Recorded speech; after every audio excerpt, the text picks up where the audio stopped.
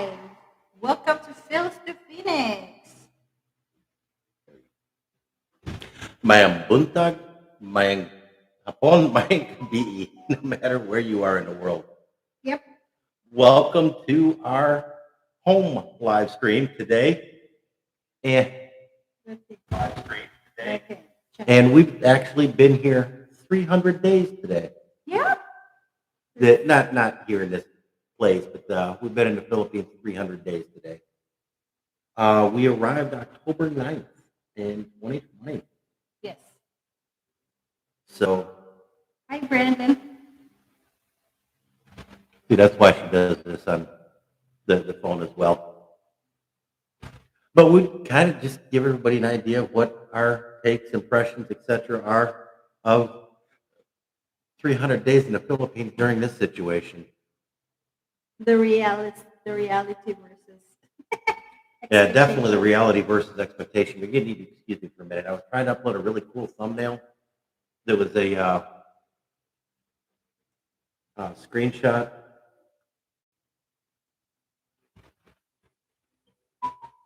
Yes, I have an app for that. And that's what I was looking at today. And I happened to see that it was 300. So I thought it'd be kind of cool. And it didn't work. I forgot my coffee. I'll be right back. How are you, Brandon? I'm just here for moral support. That's for sure.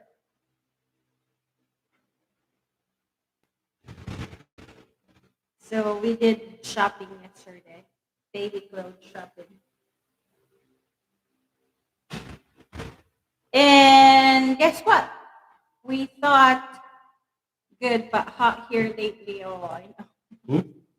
Brad, I asked Brandon how is he doing? Good but hot here lately. But So I told them we went shopping yesterday. Baby clothes Brandon's in shopping. Phoenix, right? Huh? Brandon's in Yep. Phoenix, yeah. Okay. That yeah, my secretary keeps me on track and everything. That Expensive secretary. yes, especially yesterday. Hey, that's me and pumpkin. Wow, 120 in my backyard right now. Oh gosh. Ah. I don't doubt that. Yes, I have an app for that too. You have an app for everything. We have one of the. Oh, you're actually hotter than we are. We actually have one of those internet thermometers. At our house, it's 113, but only 12% humidity. Yeah. That Did you send the invite to all the people? I didn't send the invites yet. It's okay. That it's actually been kind of hot here. Yeah. It's been Humid. it's been in the 90s, but it's been 90 plus humidity, and that's part of what's going crazy. Yeah.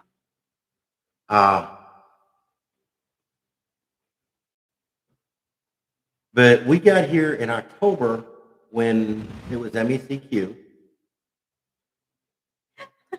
There were checkpoints all freaking over in October. Yeah, you're right. And we had to do kind of a 3-day quarantine here in Cebu City. We did an immediate PCR test on landing. And after the test came back clear, we were okay to go back to our home province and do quarantine, finish out the 14 days there, so like 10 days there. But we bought sunshine in that process. And so we stayed a few extra days. And we didn't have quarantine pass at that point, but we really didn't need it. We used the quarantine from the hotel. We did? Yeah. Okay, yeah. Okay, she was saying we used. That's right, we did. We had to go down and get it. Okay. We used the quarantine pass from the hotel to pick up sunshine and to go get a few things and to go do a few things that we needed to do. Even going to Ayala.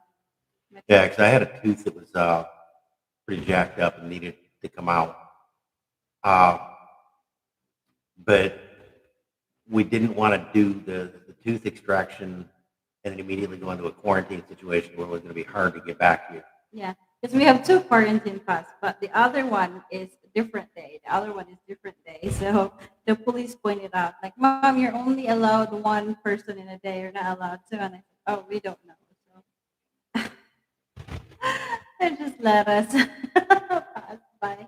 But after we got through the 10-day quarantine in Sabunga, We did actually 14 days quarantine. we did a full 14 days in quarantine? Yep. Okay. But we escaped on one of those days. I thought we skipped it. We skipped a couple of them right at the bitter end. We just go back at the backyard. Well, we had sunshine at that point, and we had went everything to ready. Car. And so we ran up to car for a little bit. Hi, David. Morning, Mr. David. And even getting into getting into Gaetano at car at that point wasn't terribly difficult. They need a quarantine too. Remember, you only have one quarantine or two quarantine pass, and either me and then Mama forget her quarantine pass, so I'm only allowed to get in. We forgot we should just go to Metro car because there's no. Oh well. But it wasn't. It was inconvenient, but it wasn't horrible. And then after staying in Sabunga for a while, the quarantine passes kind of faded away. I carried mine with me for the longest time. Mine too. Until January, February, or March. No. I think we were here by the time I finally got rid of mine out of the bag. Yeah, mine too. And slowly the checkpoints faded away. Yeah, yesterday it's just good to shop because. And then here, the last week, and I think it's turning into a situation that everybody's trying to save face because we're under. They announced we were under this checkpoints, yada yada yada. But yesterday we went out. Monday we went out. I did the live stream walking down Virama. Yesterday I did the live stream walking across our Duterte to Virama. There's just no checkpoints. We went later that day. We went to Ayala. There was no checkpoints. And Ayala, when we first got here, was all but shut down because of checkpoints. You couldn't get into Ayala without going through at least one checkpoint. The road traffic was actually even redirected. And we kind of figured that they may set those ones back up, but they never did. We were concerned because she was pregnant whether or not we were going to be able to get in. Yeah. And, Hi, Andy. Sorry. Hey, Andy, how you doing today? Where's this Agnes? I'm not sure what. But hi, one of you two. But yeah, we went in through the parking garage, which is typically a little bit less strict, but we didn't even get phased.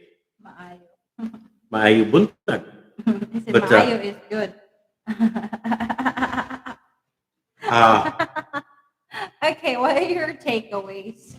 Since we've been here, I need to ask you questions. Okay. 300 days. Random questions. Up until last week, I thought it was getting a lot better, and I was kind of seeing things start to open.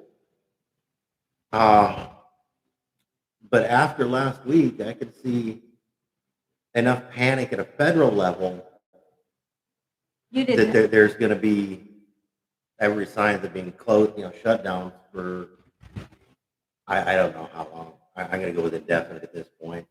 Have you feel depressed or emotionally challenged or, Well, it's like some days. It's like a year and a half ago. I'm like the newscaster here. I like my role that I could just jump in, like ask. If I would have thought about this, a while ago, I would have asked you guys to come up with a bunch of questions. If you guys got any questions about what it's been, please don't hesitate to pop in and put it up. I just kind of like to make it, like. Well, let me answer the question. I was thinking, go ahead. It just like, see, that's spontaneous. I cannot like just pop up. Yeah, we have a lot of squirrels during these shows. Uh, a year and a half ago, before all this garbage came through, we were planning on moving here and traveling around and going and doing a lot of things. And the reality is, a lot of that has been shut down, scaled back, or just been horribly difficult. Yeah. And then by the time we were finally in a place and things were opening up to where we could start doing it, you were feeling poorly enough and horribly irritable and grumpy. Only to find out. And so that wasn't going terribly well. And then we found out why you were not feeling well and horribly grumpy. And that kind of put a whole bunch of different things. I have questions for you. My question: how are you coming along there, Cindy? All good with pumpkin? Some days are good. Some days are really tired. Well, how much is the... I'm sorry, you did not finish your answer I yet. basically finished it. We just never really got to do what we expected to do. That originally it was because of the shutdowns, and then because of the life change. Pregnant. So, how is the quarantine and the current situations affecting you on your pregnancy? It's not really. I would say it's all in the mind. Like not. I didn't really think it affected me mentally. Aside from I got used to before that meeting with people, friends or something. And it's so different here from the U.S. because you have neighbors that are Filipinos that Mhm. they could bring you food, they could visit you whenever they want. We've got about 6 Filipino neighbors. Yeah. Less than a mile from where we live. They're all within walking distance.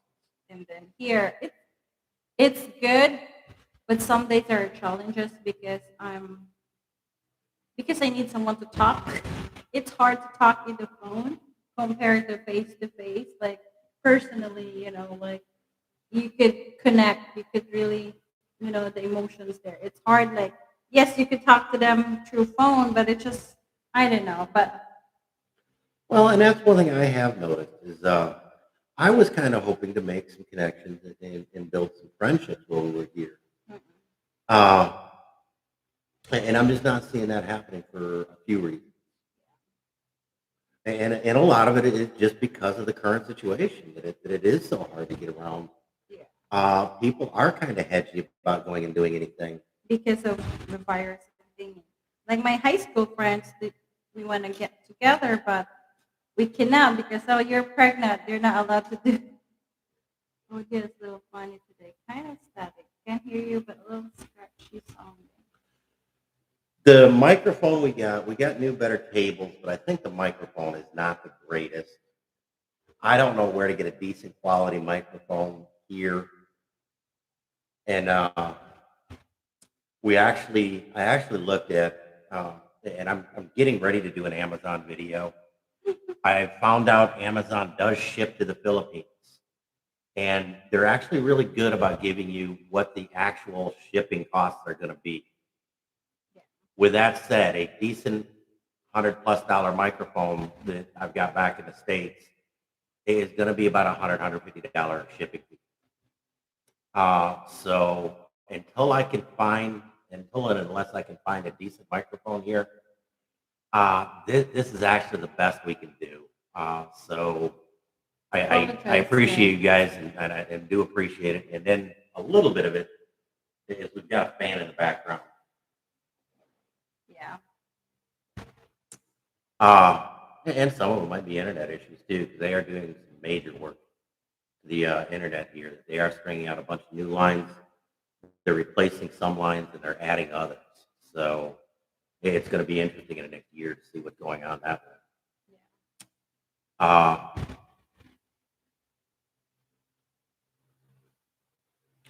Actually, shipping charges in general are not terribly high. It's about $14 to ship a $30, $50 money.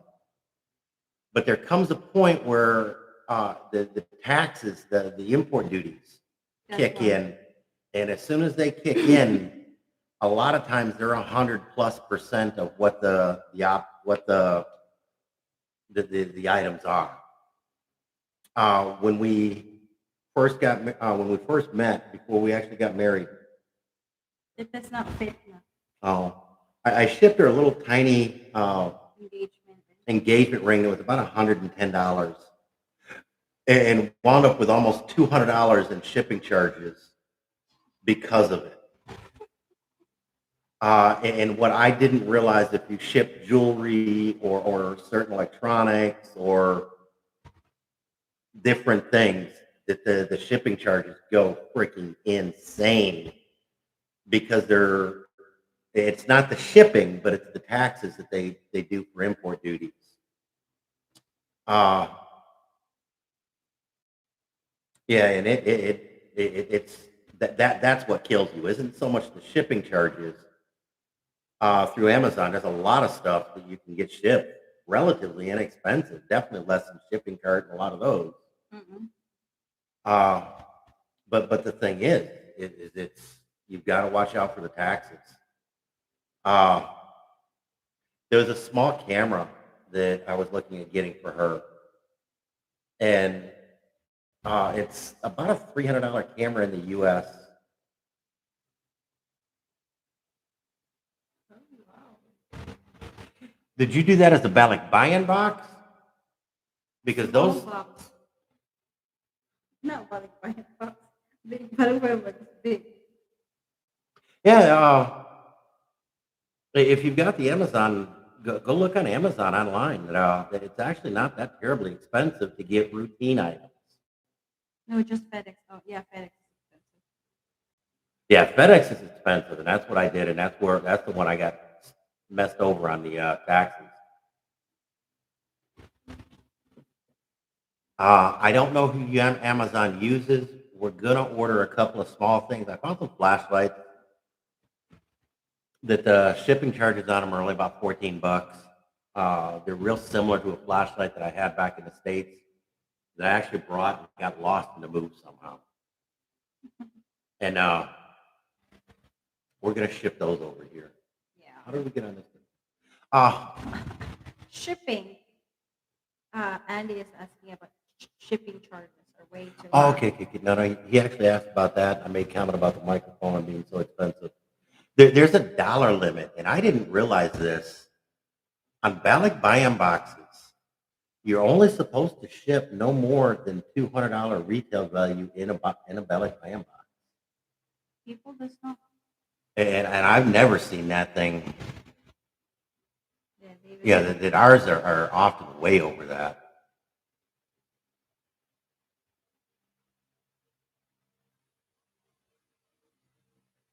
Well, and that's what I kind of want to do, is I want to kind of order something.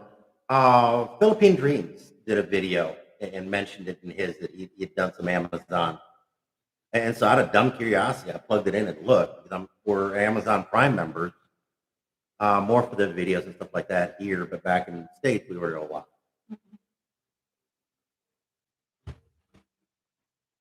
And Jury David comments. yeah, but David, that's actually what I'm trying to do. That Philippine Dreams actually, Ned had some shaver heads and a couple other things shipped over, and he made a comment about it. And so I figured, what the heck, give it a shot. Get something that's not going to be horribly expensive if it gets lost. And just never shows up, and the shipping just isn't that bad. And the one thing I do like about them is they will generally combine stuff when they can. I did kind of do a test to see about that, and I just randomly stuck 3-4 things in out of a wish list that I've got made up of different things. And for some reason they broke it up into 2 different lists. but like 2 or 3 items went to one, and 1 or 2 items went the other. So, and at that point, the shipping you want to pay, 13, $15 for both of them, and that made it not worth it. So the big thing is if you want to do multiple items, just see how they box it and see whether or not you can request to have it boxed singly. Ballot buy-in boxes are a good way to get stuff over here. Like I say, technically there is a 10,000 peso, $200 limit. It's about $100 for a big box. I'm missing a couple over when I go back home. Our original intent was to have a bunch sent. So from here to the U.S. No, he's talking about from the U.S. here. Over when I go back home. Okay. And a lot of people that we've seen, that retired and happy people, they sent like 20 something like boxes. Yeah. The guy from Oregon down in Dumagetti, when he did his, Oh yeah. that they had like 20 some ballot buy-in boxes sent. Yeah, we avoid those. We only sent 2 on the client box when we came here so far. Our original intent was to have a lot of that stuff shipped after we figured out what was going on. And after we figured out what was going on, we realized we were going back. So Life happened. Life happened, and we got to go back. We got to do not pass go directly to the States. Yeah. Life. And so we're going back and just regrouping. There we go. That's the word I was looking Regroup. I like that. for. And so a lot of the stuff that we kind of planned on having shipped didn't. But next time we come is a permanent thing in 3 to 5. Yeah, because we need to regroup and think about 5 years plan. Especially having pumpkin. That's why you said regroup. I like that. It's a regroup. Well, because we did not plan on staying anywhere, we never really looked at property. And we planned on traveling, and we spent our nest egg accordingly. Yeah. And now all of a sudden, we need to start looking at stuff like that and long-term rentals and such, to the point where staying here may not be practical. And especially with John Ray and April, starting their marriage over there in the States, it may be more practical for us to go back to the most practical thing for us at this point would be to shoot for going back to the States. And that's exactly what we're going to do. We're going to go back, regroup, rebuild a nest egg. I don't think Cindy will mind me sharing this, but she's had several very lucrative job offers that are saying, as soon as you get back, get in contact with us, but we just can't start from over there. One of them has even talked about doing a year or 2 in the U.S. and then coming over here and working for the Southeast Asia division in Singapore. Next time we send to the Philippines, we're gonna try DHL. Yeah, I heard DHL. If you're shipping it to somebody that can receive it, it takes a while. But if you do it the ballot buy-in boxes, that's the most. DHL, I heard DHL. They're safe. Okay. Yeah. I have a friend that always sends. To me, the most common, the most biggest bang for your buck financially is the ballot buy-in boxes that they can be shipped irregardless of weight for a flat fee, and depending on where you are in the Philippines, it's anyway about $100 to $150. But they take about 3 to 4 months to get here because they come by ship. They get loaded in cargo containers. And yeah, the couple of you make comment a lot of times if they're broken and stuff like that, it's not uncommon to have things missing out of them. But there again, even coming through customs, at the customs that a pair of shoes out of our two pair two pair of shoes out of our luggage Got missing. out of our jacket or carry-on Carry on. out of our carry-on luggage got missing. So That was the time that it was interesting. Remember from yeah, because Seattle? this time, because the way that you had to go for the PCR test and everything, your Because you need carry-on to luggage. weigh 7 kilos on your carry-on. That's it. And then we over, and then I put it in the other one. Why now when I get it, and I said, I will not buy expensive slippers next time, or flip-flops next time, because that was like Skechers. Balikbayan. Oh, Balikbayan. Balikbayan. How do you spell that? Balikbayan. BB.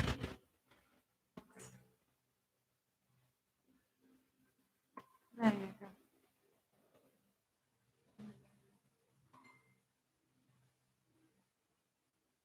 Very Hey, good. can I excuse for a few minutes? Only to get on the grab a coffee. Dang. This Kuya called. I'll be right back. Just Siggy.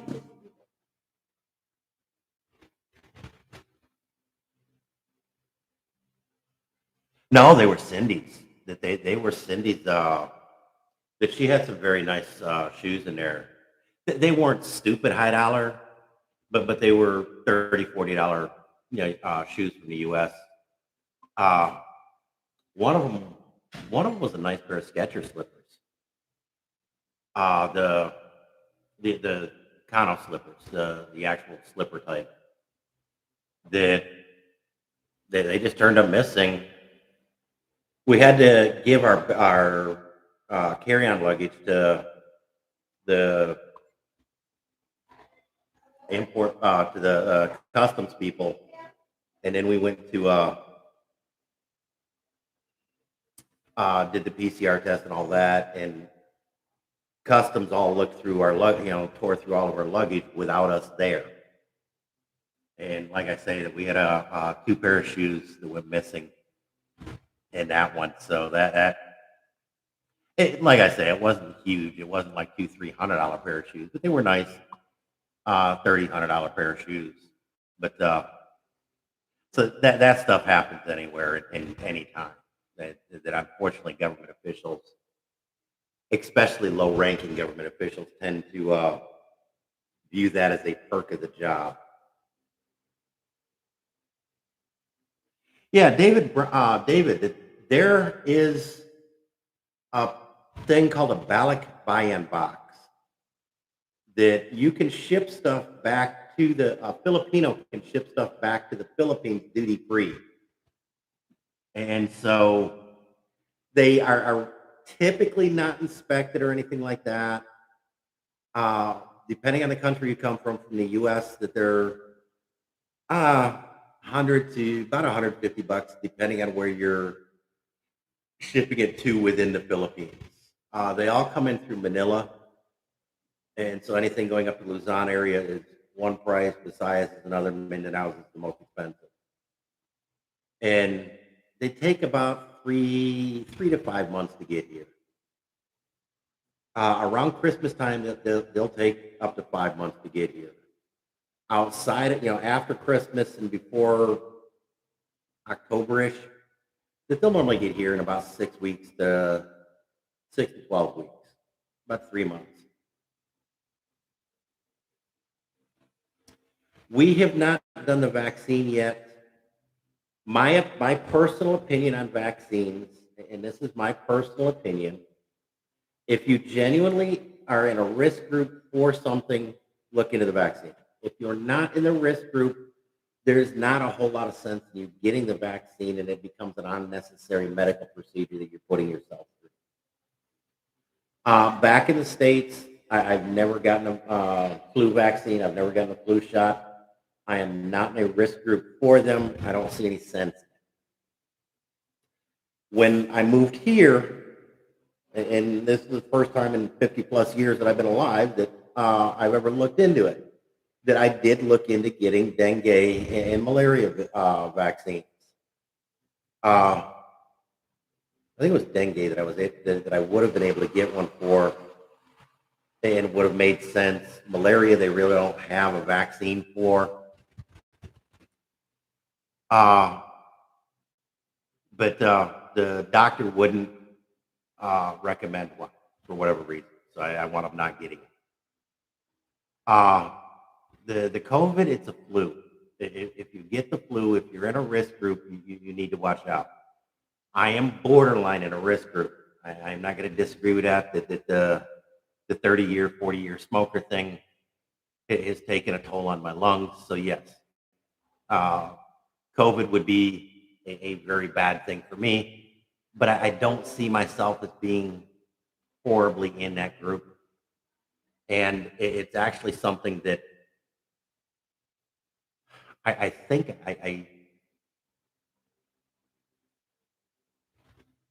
I've heard talking at Qantas Airlines a while ago, quite a while ago, made comment that they were not going to fly you unless when a vaccine became widely available, they were not going to allow you aboard a Qantas airline without a vaccine. I don't fly to or through Australia that often, and so it wasn't a huge deal to me. But several others talked about it as well, and I don't know if between now and the point we're looking to buy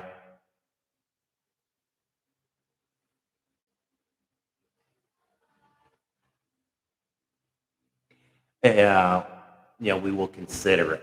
But I am not. I'm not an anti-vaxxer, like I say. That in the right place at the right time, I got no problem with it. Mass vaccinations for something that may or may not affect you, I don't see the sense in that, and I see it as an unnecessary medical procedure that there's just no reason for the average person on the street to go get one. I know that, David, I know that Ballot buy-in boxes can be shipped, I believe, from anywhere in the world. And yeah, that they're just local currency. The biggest advantage to them uh, in the U.S., there are limited air cargo ones that get here really quick that are a fairly bit more expensive, but still not prohibitive, and typically way less than standard shipping. But there is a severe weight restriction and size restriction. Uh, the the big ballot buy-in boxes are about 2 feet by about a 2 foot cube, and they go cargo freight. They go maritime cargo, and so because of that, they get loaded onto a shipping container. Uh, in our case, locally, they're at Phoenix, and the shipping container goes to the nearest port, LA, and the next ship out it gets. Some of the more local, smaller areas that they'll have to go to a hub area. Uh, Kingman, Arizona has a fairly big Filipino population, but all their stuff gets put onto a truck and gets shipped to the port in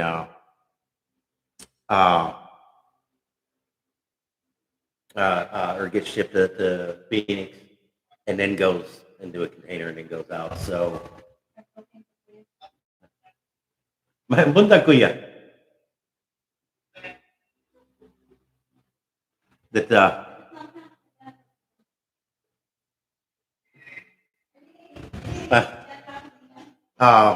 filling some judge. You hear there was an outbreak, I believe, in Massachusetts, somewhere in the U.S. That there was several hundred cases, and they found out 80% of the cases were actually fully immunized individuals. Uh, yeah, it just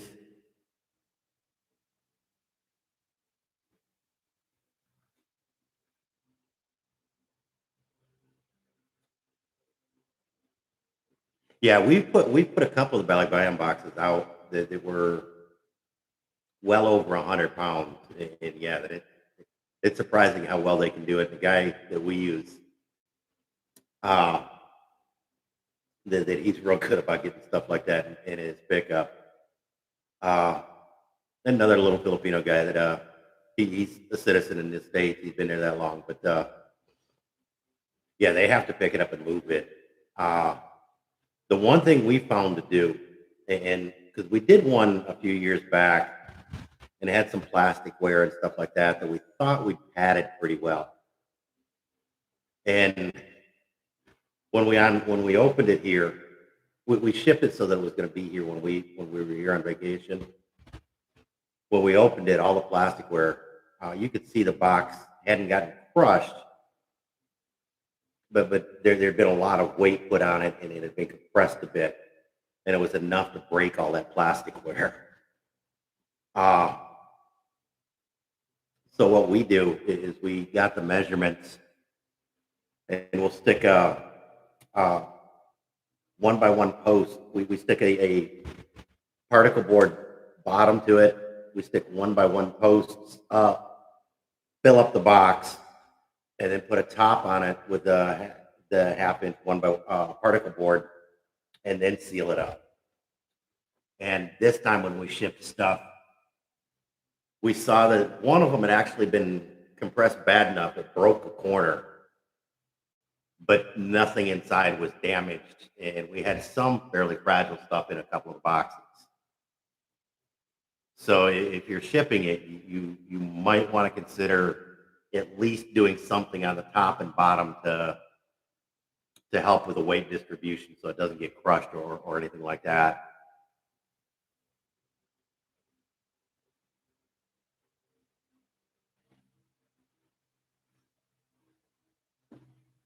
Yeah, those cardboard boxes they use are insanely heavy duty. The shipper we use, the first boxes you get, they make you pay $2 for back in Phoenix. Whenever you ship, they'll replace the box that you're shipping. So if you get 3 boxes and ship 2, they'll give you 2 more boxes. Because the other thing they won't do is, and we ask, if you get 5 boxes and only use 3, they won't buy the other 2. You can give them back to them, but they won't reimburse you for them. So we've got a couple of extra boxes sitting back at the house that when the time comes, we'll probably use them. But they made it get put up on a shelf until the time comes.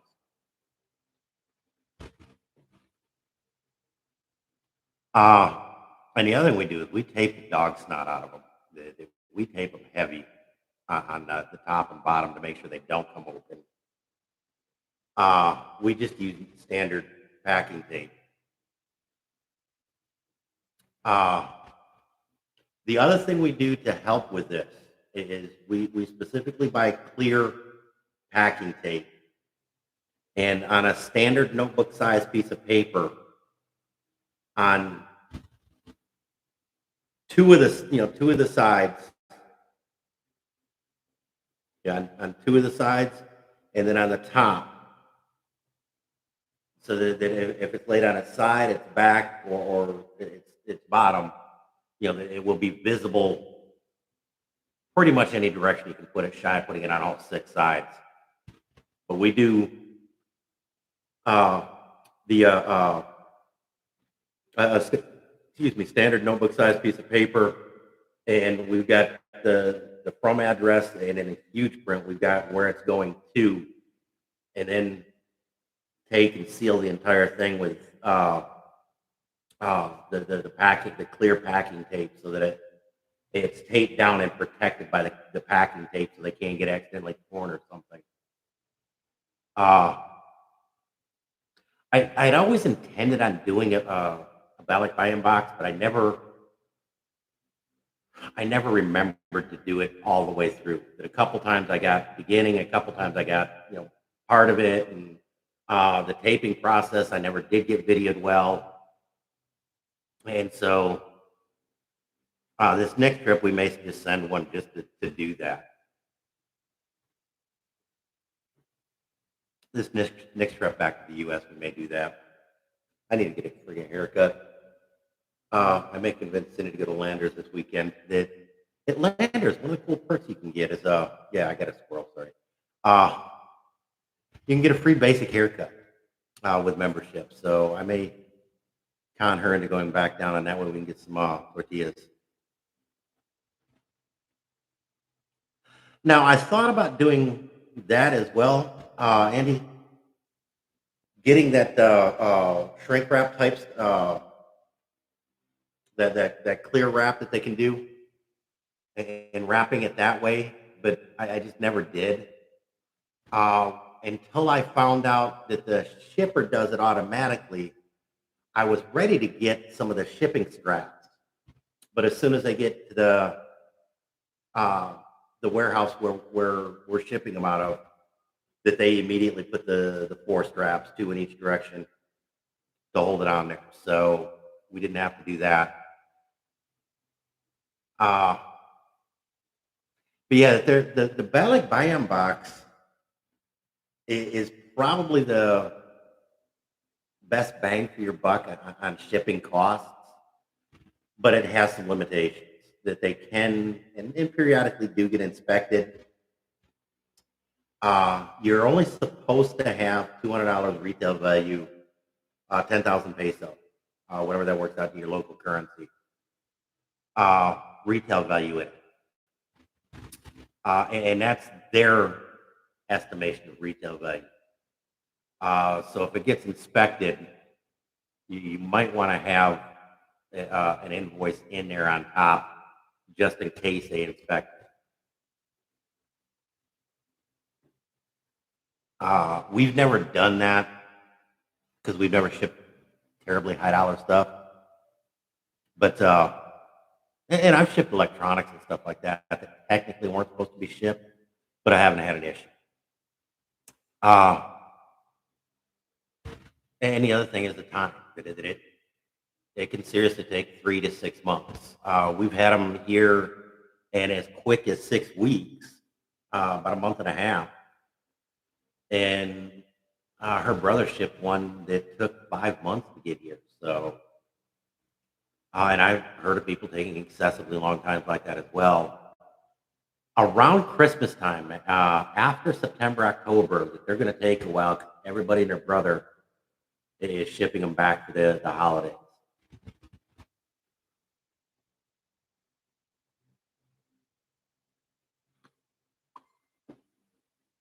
You're really lucky they didn't expect that one, because that would have cost you a bunch of money.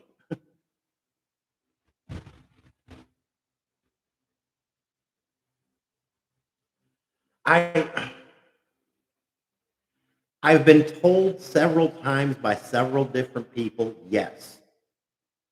Our original ones that we used with this shipper that we're using now, we have had all of that paperwork ready and still do.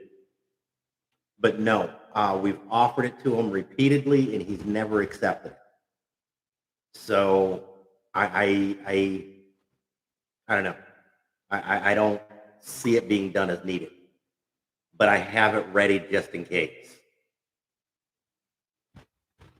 And a lot of the stuff, long time ago, I used to do a household goods movie for a Mayflower agent up in upstate New York. And one of our big contracts was the Fort Drum military installation. And people would be going overseas frequently. And we were cautioned on how to write a lot of this stuff down so that it didn't trip flags with the customs inspectors in the countries that it was going to. One of the things you never, ever, ever write down on a customs form are stuffed animals. It is plush toys. That stuffed animals will almost certainly trip red flags. But yeah, there's a bunch of different ways that you can word things that not trip flags. And when we create the invoice, that's technically what we do. We'll word things not to trip flags. Like I say, that it's so far every time it's been a waste of time. because the shippers never take it. Uh, I've worked for government for way too long.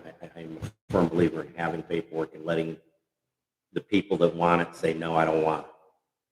Or the people who are supposed to get it say, no, I don't want it. Then try to have to come up with paperwork quickly on short notice.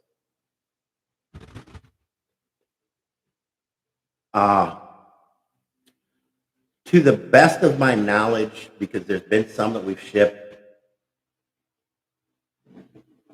yeah, don't list pots and pans, list cookware. Especially coming to the Philippines, list cookingware.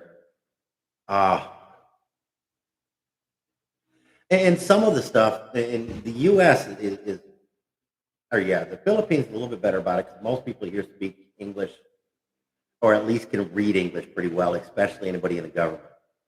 To some other foreign countries, a lot of times English words don't translate well, and that in and of itself can trip flags.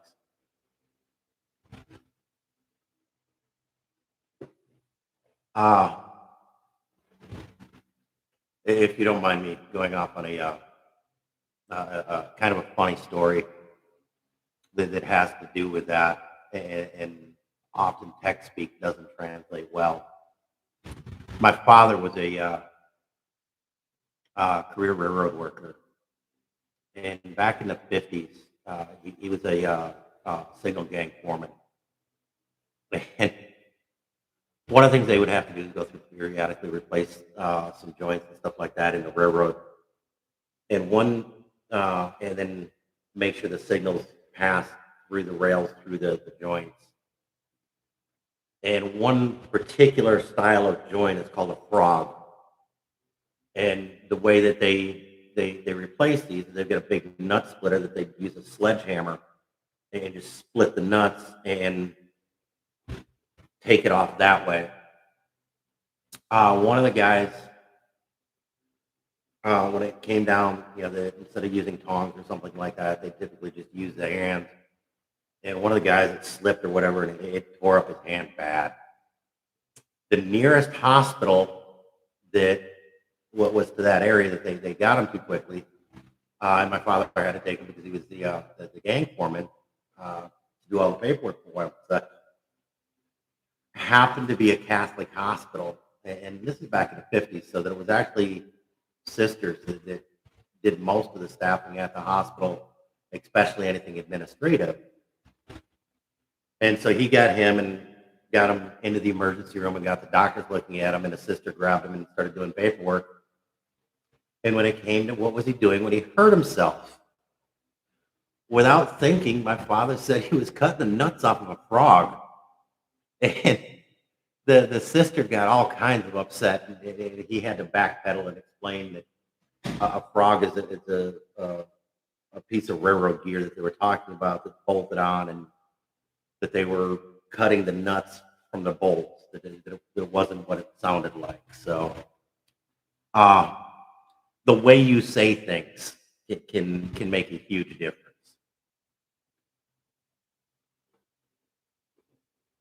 It was way funnier having my father tell it, but he also lived through it. But yeah, that it was the way you say things can often make a huge difference.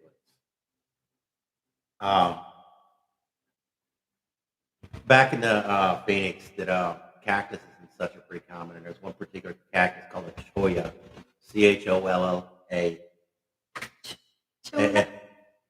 I guess cholla here it can be kind of a bad word. And Cindy, the first time she saw that, asked, what? And I'm sure everybody here has seen these signs that are. I like it. Bayot. Bayot. It's okay.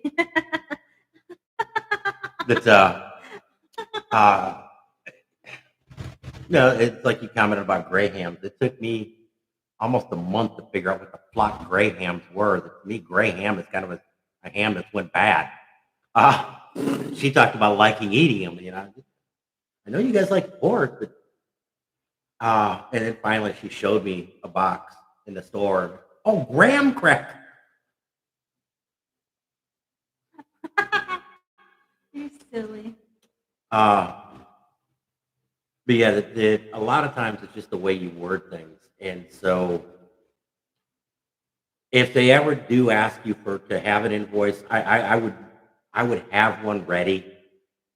It's way easier just to take a sheet of paper and jot down what you're throwing in there, going back through, taking account and putting it as an invoice, and that'll give you a chance to think about what you're writing and how it may get interpreted. It'll also give you a chance to give a value that you're more comfortable with versus these guys, if it ever does get inspected, giving it value that they feel more comfortable with. Okay, I will ask permission. Mhm. I'll cook dried fish. Huh? Mhm. Can I cook now? Oh, I'll Can you give me wait for 10 that. minutes? Yeah. Because Kuya is eating dried fish. And I'm jealous. I'm like, I'm here in the Philippines. So I gotta I'm ready. She's already planning lunch. It's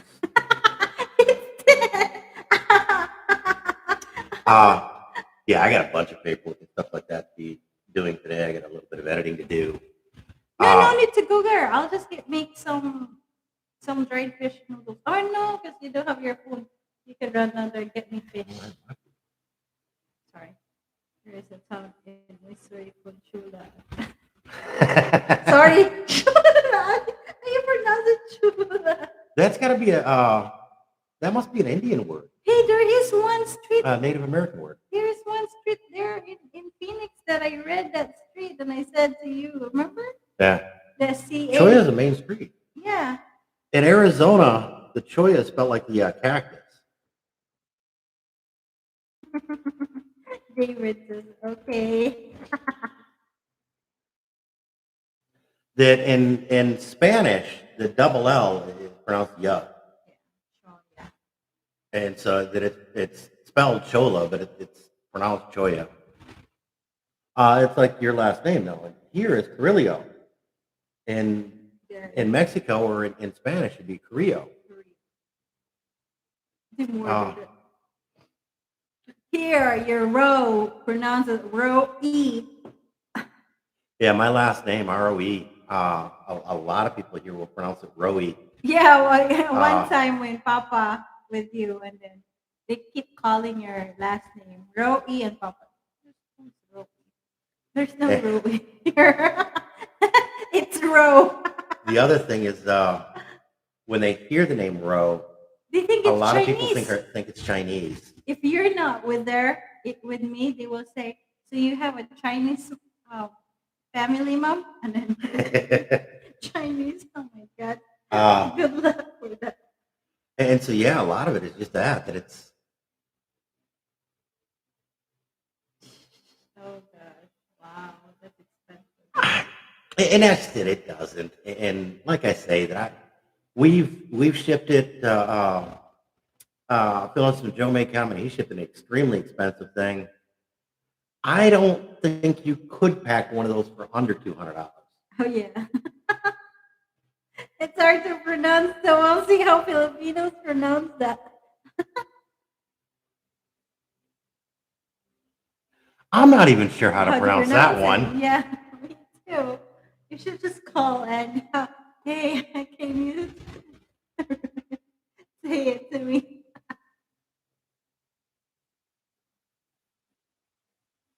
Yeah, I'm gonna need my glasses on that one. Type is too small.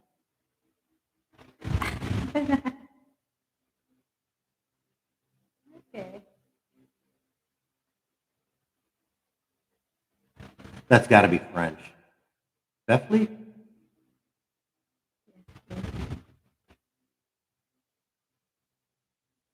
I was actually going to go for people. Oh, a German. German? Usually I'm a little bit better with German names than that. But, you failed today. So Yeah, what's your last name, John? What's this? Roe. Which country? Which country? Sorry, wrong. I Uh, love you. Roe comes from England. Yeah, my original ancestor came over from England. That brought the Roe name over from England. I guess Roe in parts of England, ROE, is still a fairly common Yeah, name. I saw an actor, Alex Rowe. In the U.S., it's not terribly common. The ROE spell. It's either Uh, Rohe or Rowe. well, actually, RHOE is German, or RHO or RHOE is German. And there is a small amount of Germans that have it. I think they pronounce it a How little much bit more different. if it's Rowe? They will just like Rowe. Yeah, that one I could see Filipinos having all kinds of fun butchering. Usually they misspell my name, not mispronounce it. It wasn't until here that I actually had to mispronounce.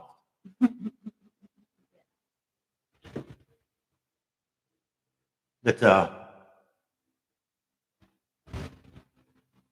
that actually kind of begs the question.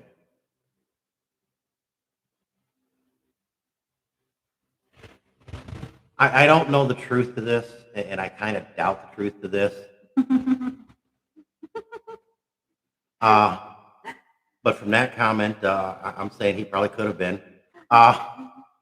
Supposedly, most of the rows in the U.S. are related shirt tail, and it uh, uh, can trace their roots back to this one common ancestor. Uh, and you got to stop and think. You go back, and I believe this is like 13, 14 generations. It's about 400 years. Uh, yeah, he showed up in the late 1600s. He showed up over 100 years before our family was in the U.S. 100 years, well over 100 years before the revolution. But supposedly, the family can trace, most of the Roe families in the U.S. can trace their ancestry back to him in their family tree somewhere. So, and yeah, if with your second comment, I'm saying, yeah, there's a good chance he could have been a relative. Uh, we're not exactly, our family isn't exactly noted for being kind or nice people, but Nice, not kind, not nice. yeah, that's another story. Kia ora?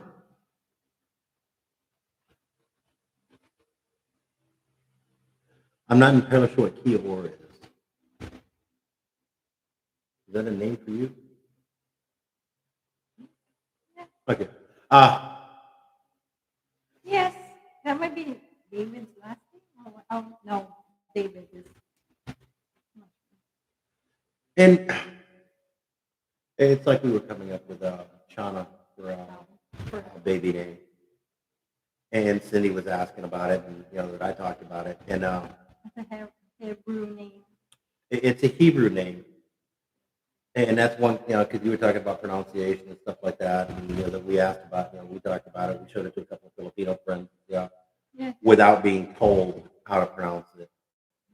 But that was kind of a comment I made to her is that on a name, because it's so stinking different, many different ways of pronouncing stuff. Yeah.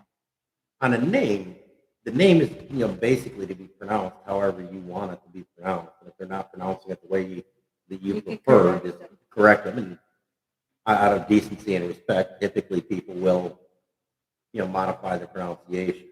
Yeah. And Chana is a name that here that any of the syllables in there are pronounceable by most Filipinos.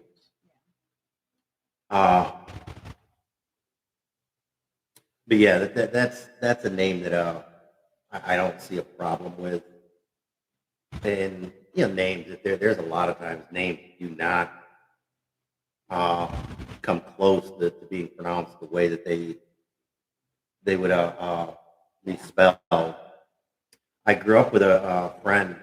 My parents actually were good friends with the parents as well. But his last name was Lowe. Just like the store, Lowe's, but they actually pronounced it Low, not Low. and that was a big, even at that point, long before the store, most people would look at it and read it as low, not loud. Okay, David said it means hello. Oh, very cool. Yeah. In what language? New Zealand, one of their languages. Oh, that Mori. Maury, Yeah. Something. Moana's language. You forgot, John. That's But we were in 1 hour now. But we noticed we were at 1 hour. And I need to cook dried fish. One thing I am going to do today, and I will have it up this evening. Oh, yeah. I am going to do a blog post about our 300 days and 300 to go. I'm actually going to include that part of it too. Going to have it about 500 to 700 words, not a huge thing. I'll try mine. You do, I do. But yeah, we need to start getting into using the blog more than we have been. I had started to try and do weekly posts, but that kind of fell by the wayside rather quickly for some reason. Mainly because it's like the expectation versus reality. Yeah, and I'm not terribly organized when it comes to managing my time, and that's something I really need to work with. I was laughing because he said my stepdaughter says I'm buang.